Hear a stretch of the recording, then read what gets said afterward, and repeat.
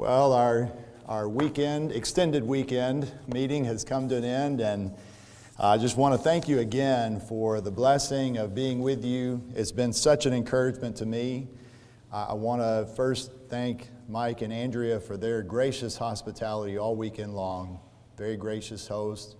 For all of you who treated me to dinner, and for having the pleasure and the privilege of getting to know you better and hearing about the work that you're doing here. I see so much evidence of zeal and a desire to share the gospel with others. I appreciate so much all of the advertising you did for this meeting.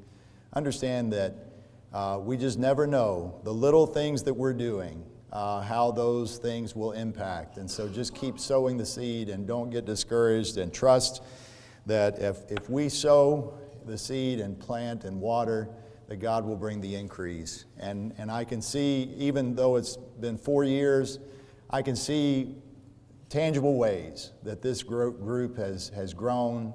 I can tell you that after meeting and talking with Josh, he is more enthusiastic about the work today than when he first came 4 years ago, and that says a lot about you. So I'm very thankful that he and Katie are here. Love and appreciate them so much, as you well know. And I also hear from you how thankful you are for the work that they're doing. And I pray that this will continue and the Lord will bless you, not only with numerical growth, but spiritual growth. And you'll continue doing the good work that you're doing. So thank you for letting me be a part of your work this weekend. As I was thinking about this lesson last week, there was a headline that just kind of popped up on my news feed. And isn't it funny how the tech companies know what you're thinking about and they just kind of feed you like they're reading your mind? But the title of this headline was "Child Psychologist Reveals Parenting Habits That Create Struggling Adults." So I was intrigued by that. It's been on my mind thinking about this lesson, so I clicked. But according to this child psychologist, he says that we're doing our children a disservice when we make things easy for them. He believes that modern parenting is all about making things, as he says, smooth and safe and happy. And he argues that that's not what children need. They need to be challenged with problems that they can't easily figure out. They need situations in life that are just a little bit dangerous. Not too dangerous, but somewhat dangerous. And they don't always need to be happy. Easy, smooth, safe, and happy is not life. That is not reality. And we're not preparing our children for life if everything we do is to smooth things out, bubble wrap them, simplify, and make things as happy as possible. This child psychologist, who is a professor in New York, Daniel Moran, said that the intention of this kind of parenting is love, but the outcome, he says, is dependency. When parents remove discomfort quickly, he says, children never get to develop coping skills, which can be problematic later in life. He said, quote, "From a behavioral science perspective, children learn confidence by experiencing consequences and discovering that they can handle them." He added that true resilience comes from learning to stay present, feel the hard stuff, and keep moving forward, that's what matters. And I'm just going to identify 3 common habits that he says stunt independence. Number 1, fixing instead of coaching, which is jumping in anytime you see your child have a problem they can't figure out instead of letting them figure it out on their own. Number 2, this is interesting, overpraising. Overpraising. Telling a child that they're amazing no matter what they do. It removes, he says, the learning value of effort and feedback. And then thirdly, overscheduling. Endless adult organized activities leave little room for boredom, which he says is a place where creativity and self-direction grow. What he advises parents to do is let them struggle safely. It's okay that they make a mistake. A mistake, he says, is an opportunity for growth. My daughter is an OT. My daughter, who just had twins and has a little 18-month-old, and I can see her occupational therapist coming out with our little 18-month-old. When little Rose can't figure something out, Anna just says, "Figure it out. Figure it out." And when she messes up and she gets frustrated and she starts to cry, she says, "Dry it up." And my wife thinks that she's a little too harsh with Rose. I mean, that's the grandparent talking. But I appreciate what she's trying to do, and our son-in-law as well.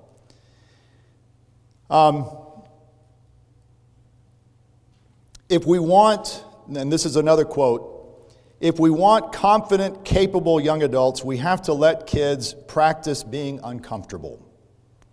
Confidence doesn't come from constant praise. It comes from persistence, problem solving, and purpose. A little discomfort today can build the psychological flexibility they'll need tomorrow. These professionals are discouraging the helicopter parenting. You may have heard that phrase. The over-parenting. Kids don't need that. They don't even want that. They want to be independent. They want to struggle and figure things out on their own. That creates resilience. And that resilience and self-determination are going to help them later in life. Another psychologist said, same article, doing everything for your child when they can physically do things for themselves trains them to depend on you for everything instead of being proud and confident in what they can master on their own. What this psychologist said is to demonstrate the task first, let the child try it, while you observe without interference, then step away and show trust. She said, when you leave the room, you show that you're confident in your child and promote a feeling of happiness and pride. Now, I've just done a lot of talk, and I did this Sunday morning in the class period with another social psychologist. You're not here to listen to what psychologists have to say. I've told you all that to say this. This kind of parenting should sound familiar to us because it's what we see in the Bible. No, the Bible is not a manual on how to parent children. And this lesson tonight is not going to be all the do's and don'ts of parenting. That's not what this lesson is about. What we're going to do tonight, and I appreciate Josh leading us in a song that talks about the Lord as our Father, as our shepherd, and the way He trains us. What we see in the Bible is God as a father training His children. And I believe we can learn so many lessons from following His example. And what these psychologists are saying is what God does in the Bible, it really does work. We've seen it in our practice. That struggle is good. That frustration, even, is helpful. That having to figure things out.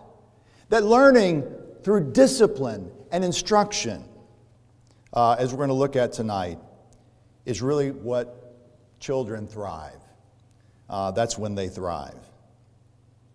We've talked this whole weekend about how God is involved in this great transformation of us as people. He has taken us, though we were dead, though we were lifeless, though we were given over to sin and temptation, though we were hopeless in many ways, Ephesians chapter 2.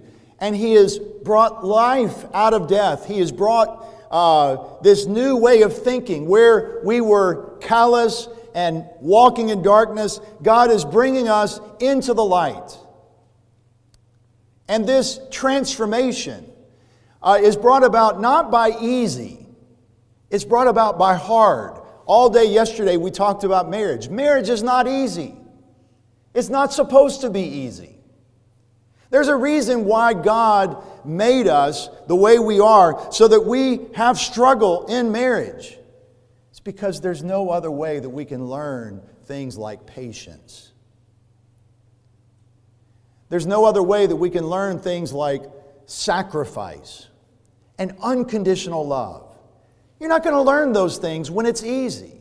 And so what God has given us in this relationship called marriage is a training ground, a proving ground where we are disciplined, where we learn through experience, not just academically. We learn through experience what the love of Christ is all about. So we're going to talk tonight as we close out the series about the last relationship in this series of relationships that began in chapter 5. We talked about wives and husbands. Now we're going to talk about children and parents. And we're especially going to look at verse 4, what Paul says to fathers. But I want to put this verse in the broader context of what we've been looking at the last few days. Let's back up to chapter 5 and read again from verses 18 through 21. Chapter 5, verse 18 through 21.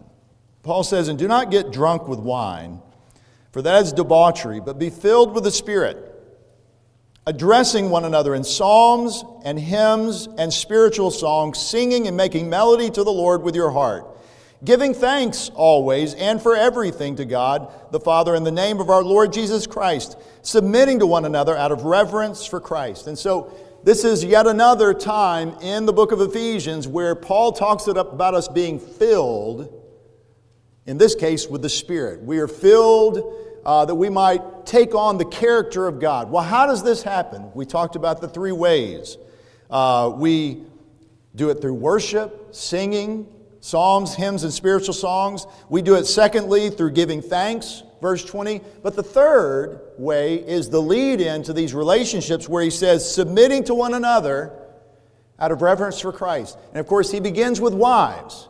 Wives, submit to your husbands. You're going to learn this submission. You're going to be filled with all the fullness of God by learning submission in marriage. But husbands have to submit also. Husbands have to submit to the character of Christ. They must love their wives as Christ loved the church. He's later going to say to bondservants, they must submit. They've got to obey their earthly masters. And then he says to children that they must submit. In chapter 6 and verse 1, children, obey your parents in the Lord, for this is right.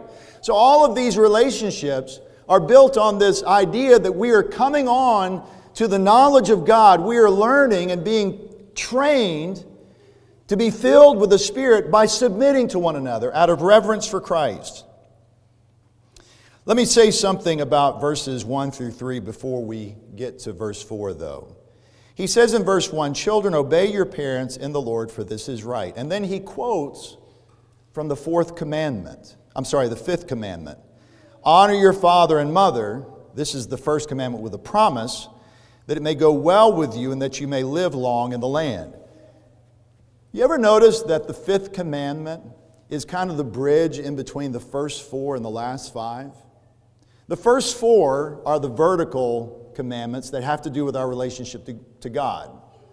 You shall have no other gods before me, no graven images, don't take the Lord's name in vain, keep the Sabbath day holy. All right?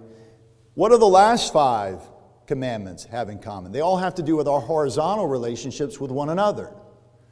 Don't steal, don't murder, don't commit adultery, don't bear false witness, don't covet. Those are horizontal. Why did God put, and I don't know this, but isn't it interesting that the fifth commandment straddles those two? What is the relationship between the fifth commandment and the first four? What are children learning when they learn to respect their parents? What are they learning when they honor and obey their father and their mother? They're learning respect for God. How else are they going to learn that? Unless they learn it from their parents. What's the relationship between the fifth commandment and the last five commandments? Are horizontal. Well, if children don't learn to respect their mother and father, are they going to respect their neighbor? Or are they going to think the world revolves around them? You see, it just makes sense that this commandment is placed where it is. It is essential that our children learn submission. And we'll come back to that in just a moment. But that brings us to verse 4, where he says, fathers, do not provoke your children to anger, but bring them up in the discipline and instruction of the Lord. This word discipline, paideia, is the Greek word. Simply means training, learning, instruction, chastening, discipline. It's translated a number of ways. It's used most often in the New Testament in Hebrews chapter 12, which we're going to look at a little bit later, where it's describing God's discipline of us as His children. The second word, instruction, is this Greek word nouthesia, which simply means admonition, teaching. And so how are children to be brought up in the Lord? It's through discipline, through chastening, through correction, but also through instruction. We are to teach and we are to discipline. They are to learn by being trained as well as being taught. What does this look like in a Christian home? Does the Bible give us any help with understanding what discipline and instruction means? I believe that it does. It does by showing us the character of God as a father. Most of what we learn about parenting is how God trains His children. And so what we're going to do tonight is we're going to look at primarily three passages. We're going to look, first of all, at Deuteronomy 8 and Hebrews 12 as we think about this concept of discipline. And then we're going to finish up with Deuteronomy chapter 6 and say a few things about instruction. And then finish out with a word about our stewardship implied here in Ephesians 6 and verse 4. And so let's begin. Turn your Bibles over to Deuteronomy chapter 8. Deuteronomy chapter 8. The context of this chapter is when Moses in the plains of Moab is instructing the second generation that's come out of bondage in Egypt. You remember the first generation all died in the wilderness for 40 years, as God had said. And now the second generation is about to go in to the promised land and receive this land flowing with milk and honey. And what Moses is doing here in Deuteronomy 8, as well as in many other places, is he's saying, remember. Remember, that's the key word in Deuteronomy 8. Don't forget what you learned in the wilderness. And what he gives us in the first several verses is a clue as to why the wilderness was necessary, how God was using the wilderness. And I want you to think, before we read this, of what the wilderness represents to us today, because this is a theme that runs throughout the Bible. What is the wilderness to us? It's the in-between time between slavery and the promised land. And that imagery is used throughout the New Testament. When were we slaves, just like the Israelites? It's before we became Christians, before we passed through the waters of baptism and were freed on the other side. But we're not yet in the promised land. We're not yet in heaven. We're longing for that. It's this in-between time where what's happening? We're going through struggle. We're going through hardship. But that hardship and that struggle is good. It's purposeful. It's designed intentionally by God to do what? To prepare us for what He's made us for. So we're free. We're no longer in slavery, but we're not yet in the promised land. And God's using this in-between time to discipline us and chasten us, to prepare us as a father prepares his children. Let's read together the first several verses of Deuteronomy 8. The whole commandment that I command you today, you shall be careful to do, that you may live and multiply and go in and possess the land that the Lord swore to give to your fathers. And you shall remember, there's the key word, the whole way that the Lord your God has led you these 40 years in the wilderness, that He might humble you, testing you to know what was in your heart, whether you would keep His commandments or not. And He humbled you, and let you hunger, and fed you with manna, which you did not know, nor did your fathers know, that He might make you know that man does not live by bread alone, but man lives by every word that comes from the mouth of the Lord. Your clothing did not wear out on you, and your foot did not swell these 40 years. Know then in your heart that as a man disciplines his son, the Lord your God disciplines you. So you shall keep the commandments of the Lord your God by walking in His ways and by fearing Him. We'll read a little bit more later. But this is the idea. What do our children need? Our children need humility. So much of modern parenting is about building up self-esteem. And I'm not saying we don't praise our kids. But what God saw His children needed was humility. Why did they not obey God? Why did they not go in and take the promised land? It's because of pride. Because they weren't listening to God. They weren't trusting in God. God used the wilderness as a way of... It wasn't just punishment. It was punishment. But it was more than just punishment. It was a way of teaching them humility, of dependence on God. Humility does not come easy. Humility is something that you have to learn the hard way. What do we associate most with the wilderness? When you think about the book of Numbers and you think about the children of Israel going through the wilderness and Moses dealing with them for 40 years, what's the first word that comes to your mind? The first word that comes to my mind is grumbling. Do your kids ever grumble and complain? You ever been on a long road trip? That's kind of what I think of. I don't know why. When I read about Moses and the Israelites, is I think about a big old bus, with all of these kids in the back seat, and Moses is up there driving, and they're like complaining in the back. They're on this long road trip that lasts for 40 years. Are we there yet? And they're always complaining. They're always grumbling. What's God teaching? He's teaching them discipline. Part of their discipline was not giving in to their complaints. What's one of the things that they complained about? Food. Your kids ever complain about food on a long road trip? What did God do? Oh, I'm so sorry. Let's stop off and give you whatever you want. And that's one of the problems in our society. Our society, unlike few that have ever existed, we have the opportunity as parents to almost give our children most everything that they want. And we can do it just like that. You don't have to drive very far the road, and there's an exit and an unlimited supply of junk food, right? I'm not saying it's wrong to ever splurge and allow your kids to enjoy maybe even things that are not completely healthy for them. I'm not saying that. What I am saying is our children must learn humility.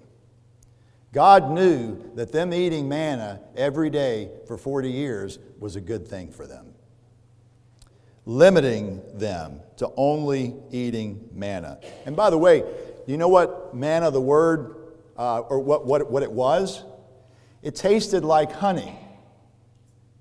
It tasted like honey. What was the promised land full of? Milk and honey. What's God doing in the wilderness? He's giving them a little taste of the promised land. Isn't that interesting? I don't think that's by accident. What's the best way that we can teach our children humility? Number one, don't give them everything that they want. Even though you can give them probably most things that they desire. Don't do it. In a land of unlimited choices, limit them. Number two, teach them submission to authority. They must learn that, and that's part of humility. They must learn that the world does not revolve around them. Let's continue in the reading in verse 7.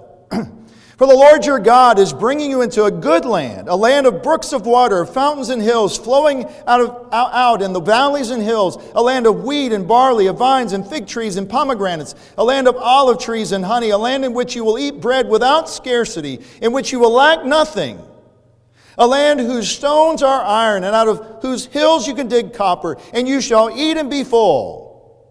And you shall bless the Lord your God for the good land He has given you. Does that sound familiar to you?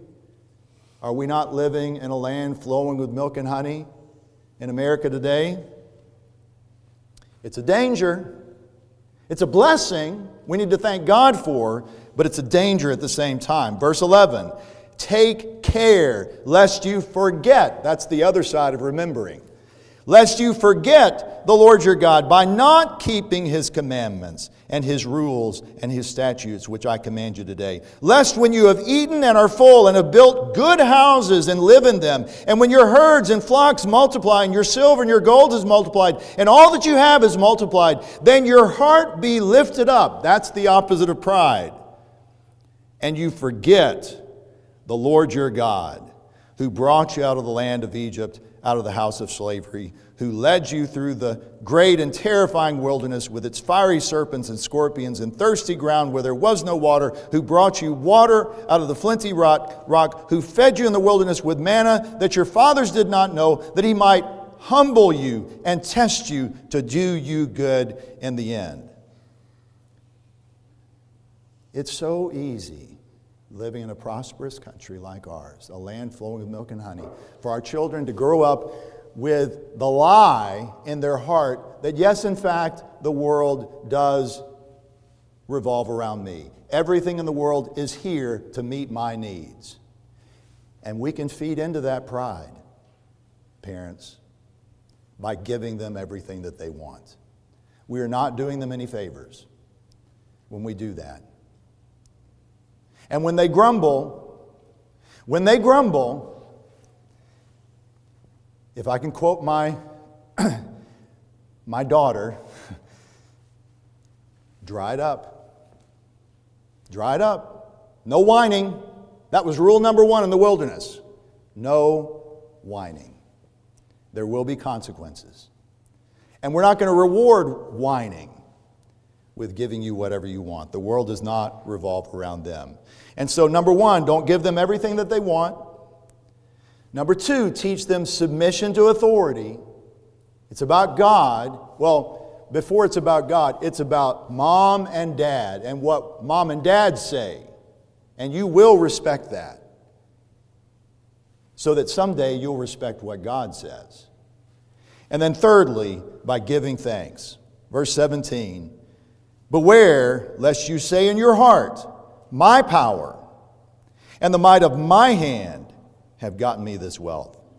You shall remember the Lord your God, for it is He who gives you the power to get wealth, that He may confirm His covenant that He swore to your fathers as it is this day. It's so tempting for us as parents to give our kids whatever they want. God, by the way, God could have given His children whatever they wanted, whenever they wanted it.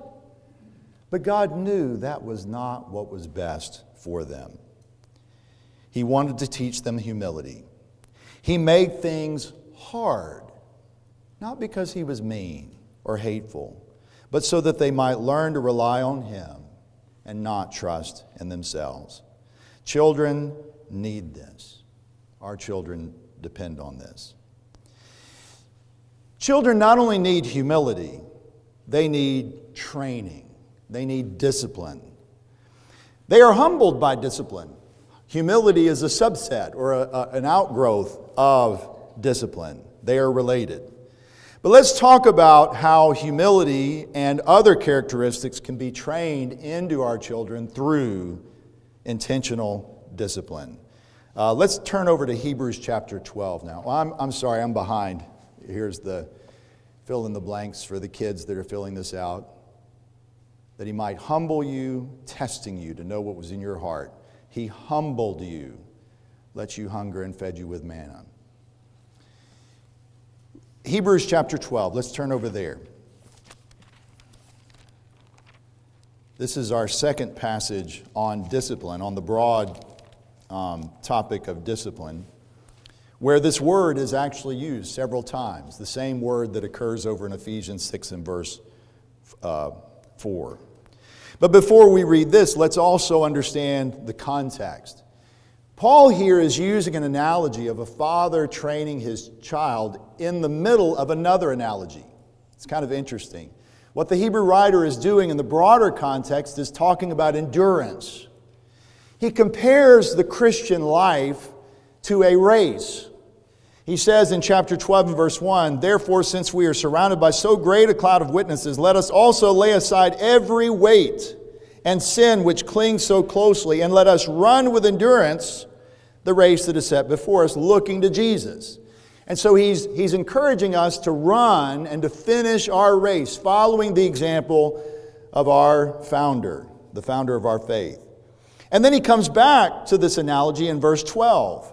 Therefore lift your drooping hands and strengthen your weak knees and make straight paths for your feet, so that what is lame may not be put out of joint, but rather be healed. And he talks in more detail about how we do make straight paths for our feet. And so the broader context of Hebrews 12 is this race that we're running, and especially this idea of endurance. This is not a sprint, this is a marathon, this is a long race. Okay, we don't need just short bursts of energy. We need a sustained effort over a lifetime where if we're going to finish this race. But what do you need to do to complete a long race?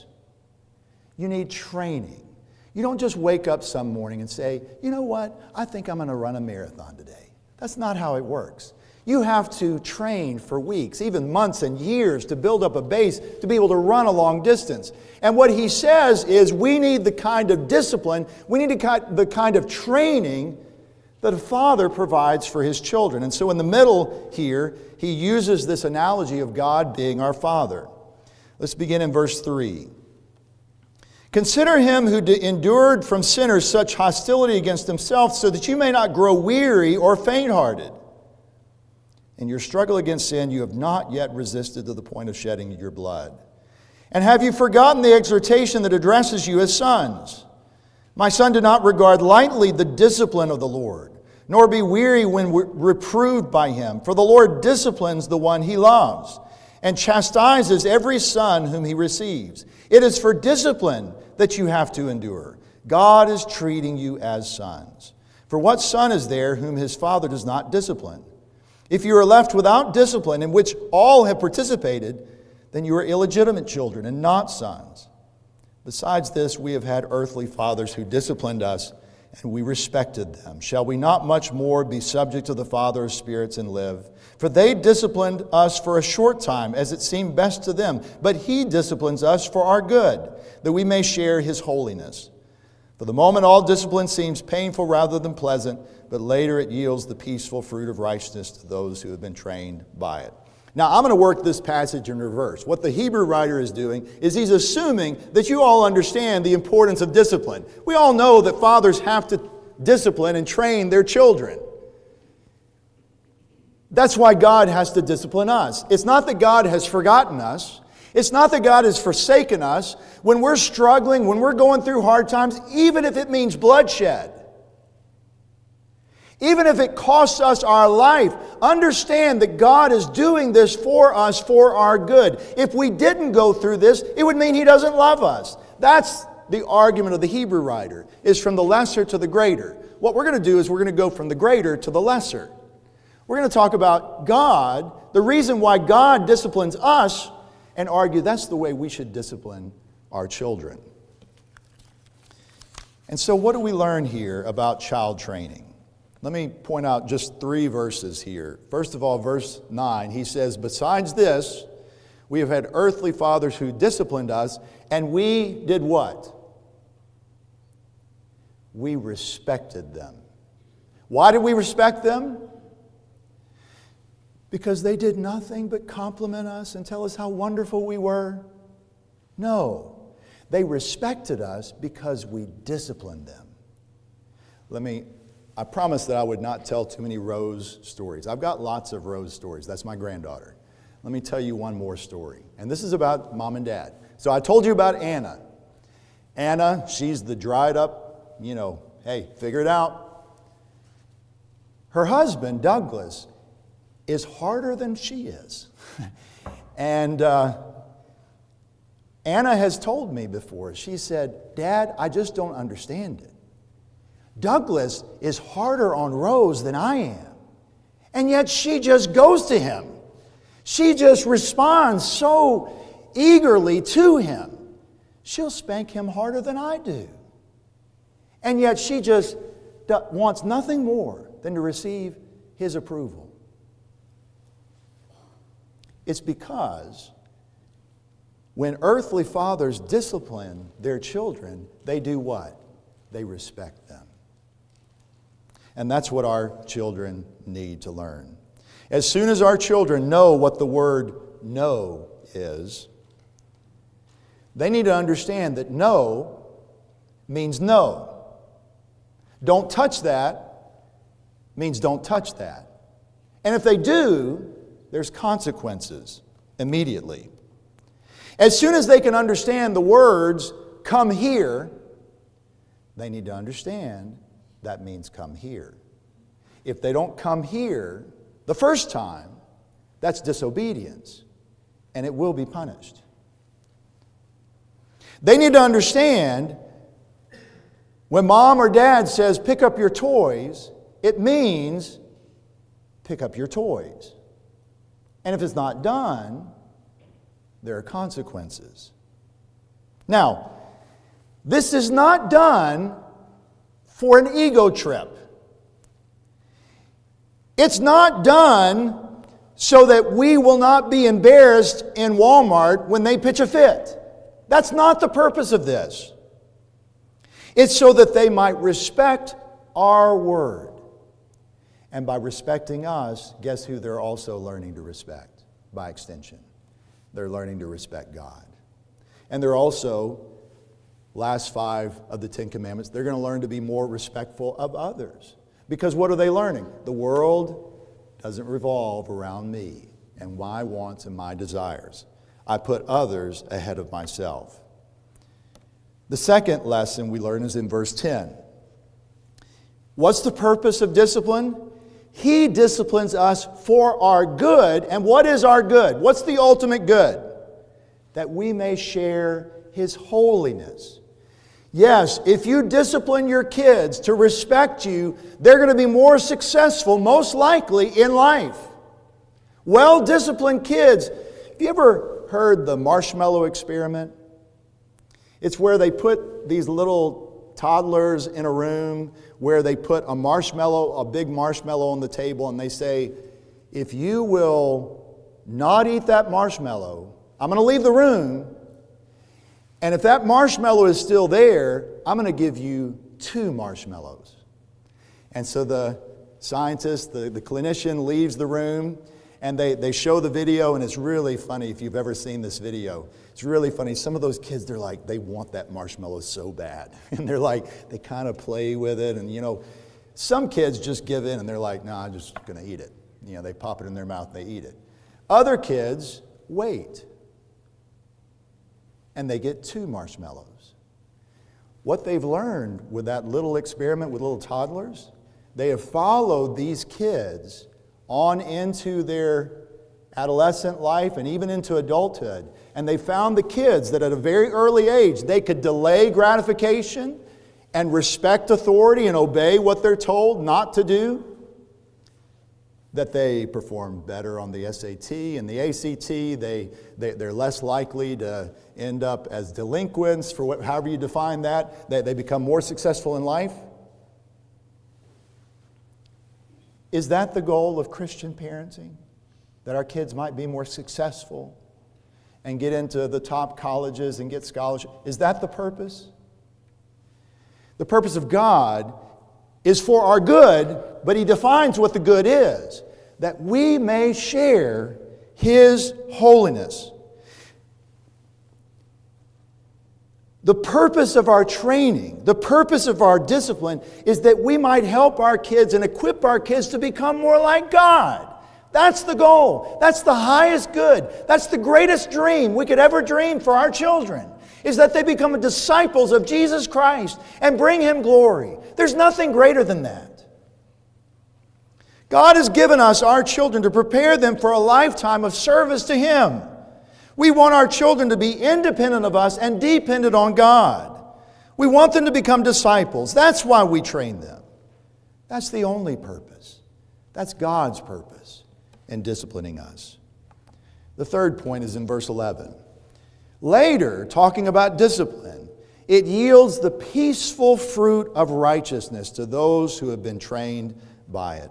Our children are happier when they are well trained. Tell me the truth. A child that is made to believe that everything revolves around them, do they really look happy as they're screaming at the top of their lungs in the middle of Walmart? Do they look happy to you? They don't look happy to me. Do they get what they want? Maybe. I'm not even sure that that's what they want. It's definitely not what they need. They need to learn obedience. They need to learn respect. Our children are happier. They're more at peace. They're more content. They feel safe and more secure. They know where the boundaries are. They're not left to wonder. They know that their parents love them. They know that because they can see that in the training. And not only that, they feel better about themselves. That's the blessing that comes from consistent discipline. Our children need this so that they can have the peaceful fruit of righteousness. There's only peace found when we are right with God. That's what we're made for. That's what almost in our bones we know that we're made for. And our children aren't going to discover that if they're just left to themselves, undisciplined. Our children need humility. Our children need training. But finally, our children, above all, need God. Turn over to Deuteronomy chapter 6. This is this is the last long passage we'll look at. Deuteronomy chapter 6, a very famous passage. And you know what it says. I know what it says, but we just need to be reminded of this, don't we? Deuteronomy 6 and verse 4. Hear, O Israel, the Lord our God, the Lord is one. You shall love the Lord your God with all your heart and with all your soul and with all your might. And these words that I command you shall be on your heart. You shall teach them diligently to your children, and shall talk of them when you sit in your house, and when you walk by the way, and when you lie down, and when you rise. You shall bind them as a sign on your hand, and they shall be as frontlets between your eyes. You shall write them on the doorpost of your house and on your gates. Hear, O Israel, the Lord our God, the Lord is one. That's where it all begins. There is only one God. No other God should take the place of God. No other idol. God is one. And before we can teach this diligently to our children, we must first understand that we shall love the Lord our God with all our heart, all your soul, and all your might. Everything must be devoted to Him. These words shall be on your heart. We can't teach our children something that we're not already doing. It's got to come from a place of sincerity, because if there's anything that children understand, it's hypocrisy. They know when mom and dad don't really mean it. And they're not going to accept a standard from us that we're not applying to ourselves.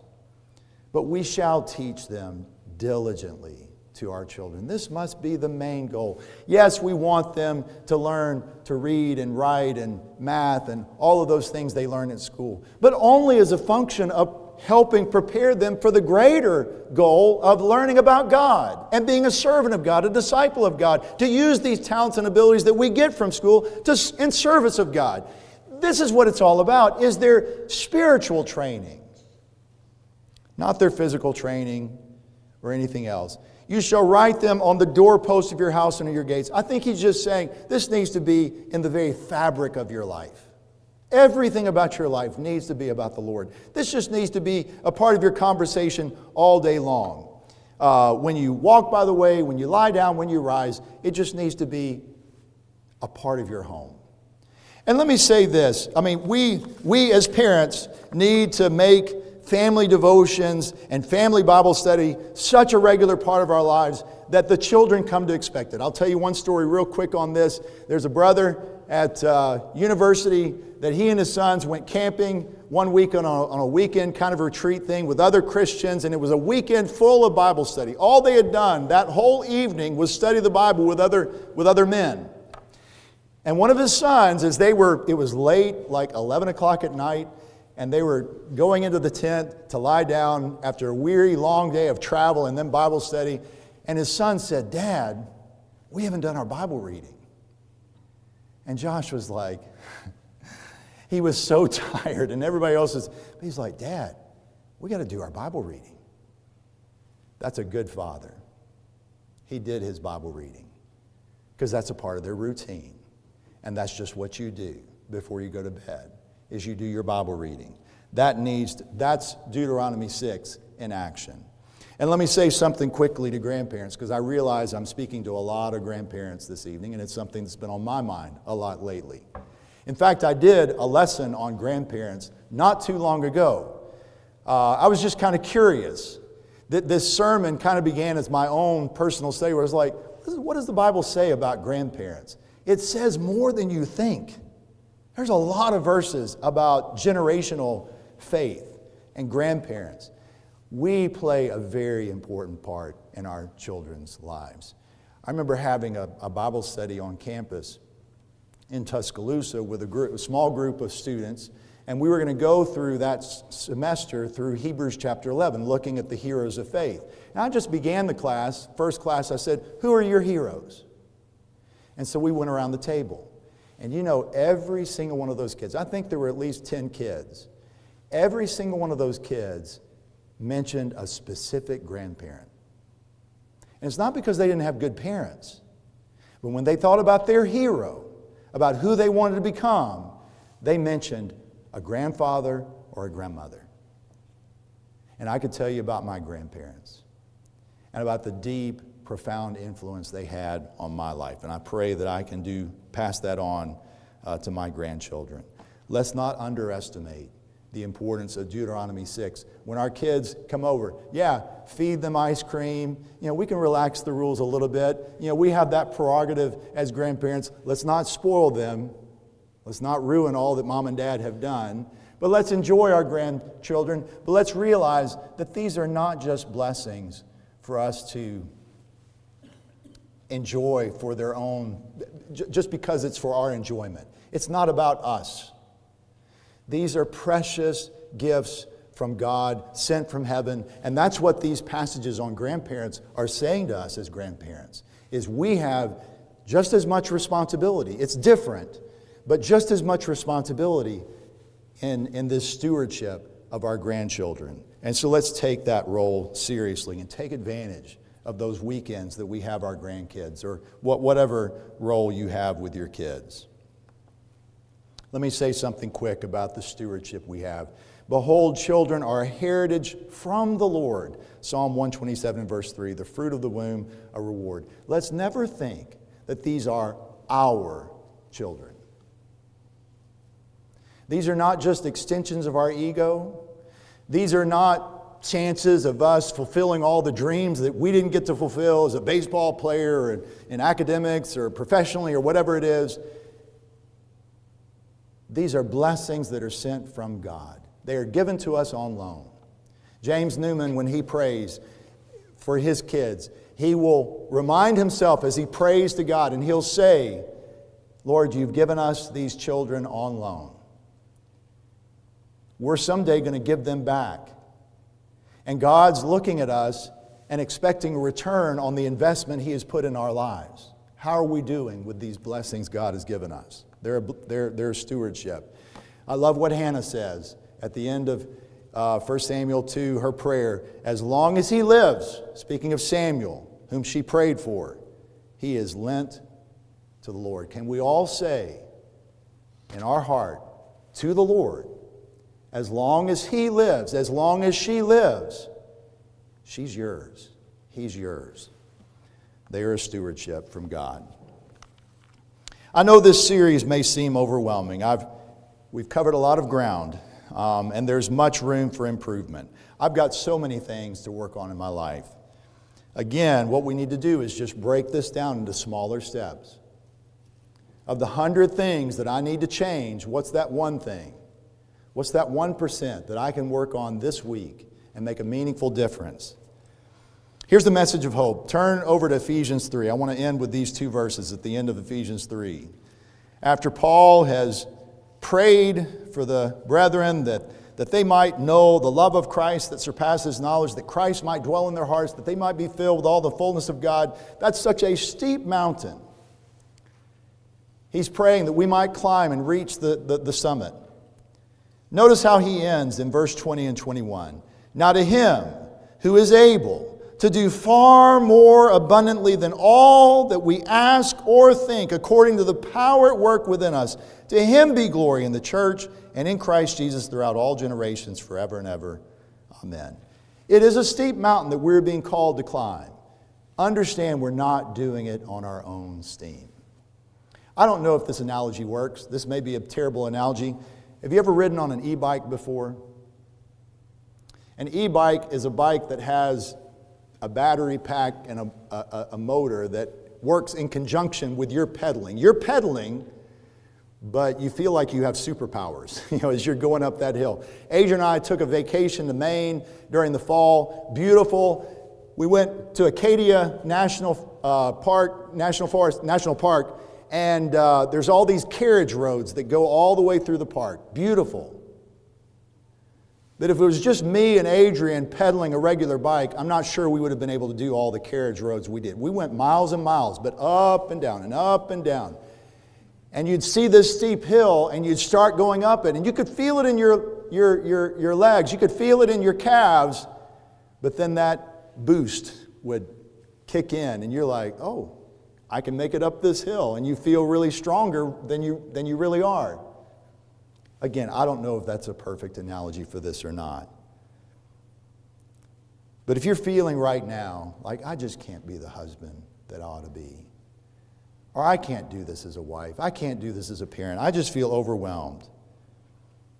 Understand what Paul is saying here. He's able to do exceedingly abundantly above all that you're asking or even thinking. You can't even imagine what God can do.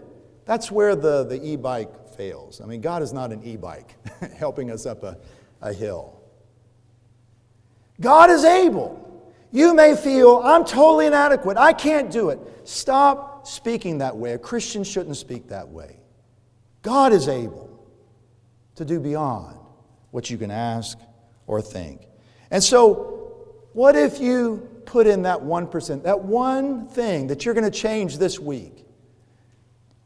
What happens when that 1% becomes 2, and that 2 becomes 4, and that 4 becomes 8, and that 8 becomes, you understand where we're going with this. What can God do with a little bit of faith? If you had faith as a mustard seed, how much does God need? Less than you think. And that's not to discourage you from effort. We are to work out our salvation with fear and trembling.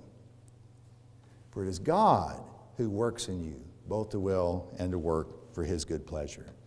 So may God help us as we all strive to climb up that mountain.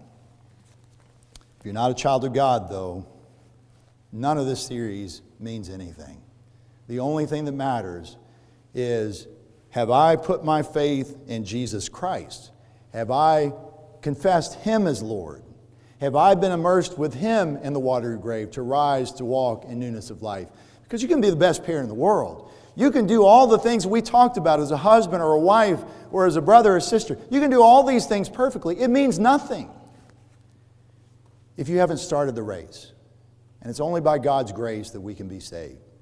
And so if you're ready to do that tonight and begin this journey, why don't you come this evening as together we stand and sing.